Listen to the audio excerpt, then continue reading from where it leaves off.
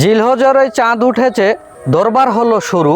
হাদিস মতে পাওয়া গেল 7 জনে এক গরু। 7 জনে কুরবানি দিব, ঠিক করেছি ভাই। উঁচা মোটা গরু কিনে গোস্ত বেশি পাই। এই বলিয়া সবাই মিলে বাজারেতে গেল।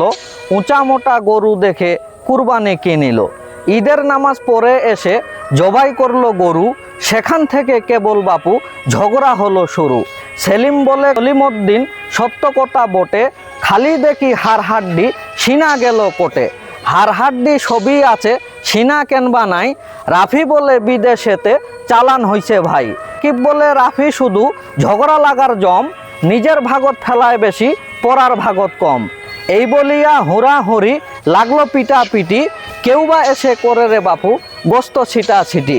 সফরের হাদিস মানিয়া নিয়া একই হলো দশা।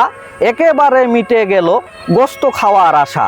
এমন কামার না করিব নাকচ নাকি ভাই, যা হবার তাই হয়ে গেল, চলো বাড়িত যাই।